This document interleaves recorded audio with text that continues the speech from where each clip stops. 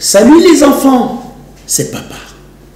Mon mur était nazi psychiatrique à ciel ouvert et ma salle d'attente est toujours bondée de monde.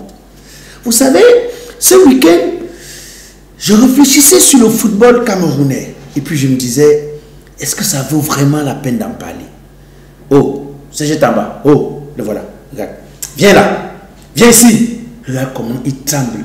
Regarde comment il a peur. Il commence à grelotter. Petit peureux, poule mouillée. Assieds-toi là.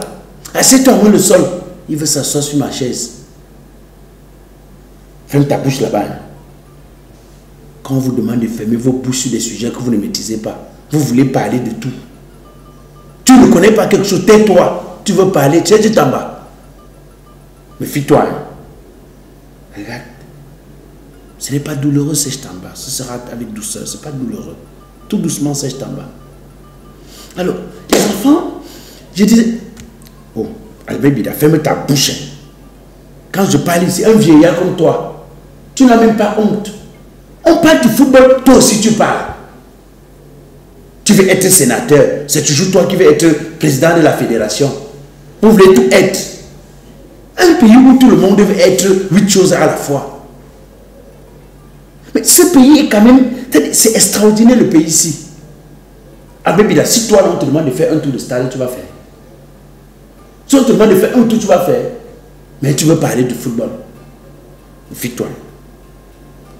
Tu sais que si je te verse l'eau bénie, ça va juste sur toi comme si c'est de l'incendie qu'on a mis sur toi, non? Là, comment il fait? Vous savez, souvent j'ai envie de me demander comment ils font pour faire ça?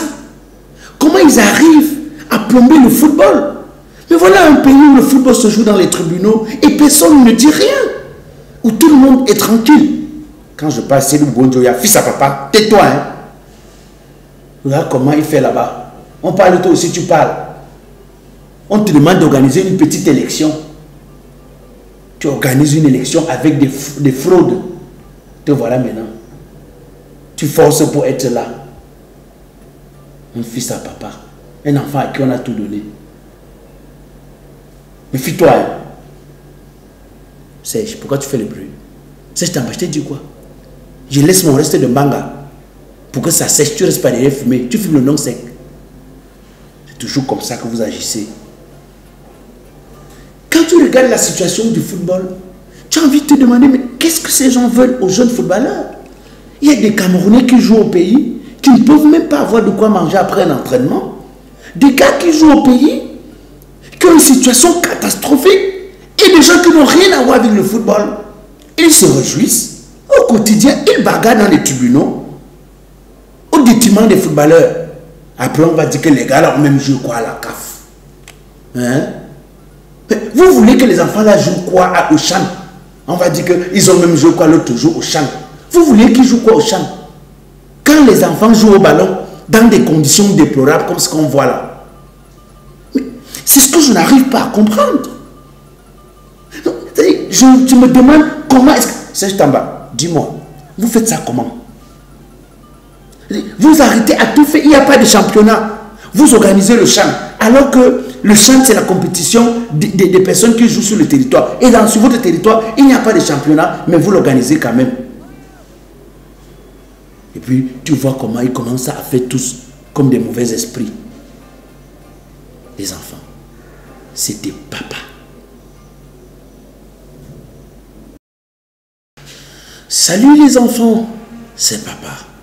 Mon mur était nazi psychiatrique à ciel ouvert et ma salle d'attente est toujours bondée de monde. Vous savez, on a demandé aux gens de ne pas aller aux élections et ils ont dit il faut qu'on y aille. On a dit aux gens cette histoire de députés, ça ne va rien apporter. Ils se sont quand même entêtés à y aller. Ils ont dit ils vont y aller. Papa a parlé, ils n'ont pas compris. C'est papa. Papa a dit, il ne faut pas y aller, ce n'est pas du tout bien. C'est une histoire pour vous tromper. Ils n'ont pas compris. Maintenant, je les vois partout, parler là comme les mauvais esprits. Je les vois partout, parler là comme si on les avait hantés. Mais vous avez demandé à être député. Vous êtes député. Bon, vous faites quoi alors pour le peuple? Oh, Noran, viens. Papa t'appelle. C'est papa, Noran. Viens là. Papa t'appelle. Mon petit Noran, assieds-toi. Noran, tu sais, papa n'est pas très fâché de toi. Papa est un peu content de toi. Mais Noran, je t'avais bien dit que cette histoire où tu peux entrer dans l'histoire d'un coigne donatien, alias Ngontoumala, que ça ne va pas te laisser. Je t'avais bien dit que Noran, laisse l'affaire là. Choisis un autre parti. Mais tu as dit non, tu vas y aller.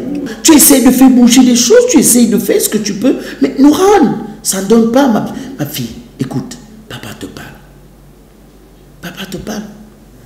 Ou tu es député 2.0 Macabo, ou c'est député. C'est vrai que tu fais tes députés Yoyet et tout ça là. Bon. Mais Noran, tu n'es pas entouré de bonnes personnes, Noran. Tu ne peux rien proposer. On t'a mis là-bas pour que tu sois figurant, Noran.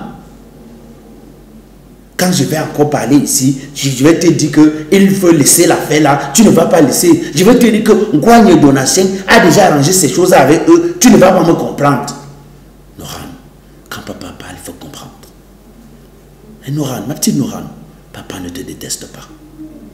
Papa fait tout à ton avantage, Noran. Mais quand tu ne comprends pas, c'est comme ça que tu pars en Guaykele, tu risques d'avoir mal à la main pour rien parce que tu applaudis ou dormir jusqu'à qu'on croit que tu as maladie du sommeil. Mais tu ne peux rien proposer, Noran. Mais c'est comme ça qu'il faut qu'on dézombifie les gens. Il faut arrêter de faire croire au peuple que vous avez quelque chose à proposer là-bas. Vous n'avez rien à proposer. Mais écoute ma fille, écoute ma fille. Il faut arrêter de croire que quelque chose peut se passer de nouveau. Quand papa parle, il fait écouter. D'accord? C'était papa.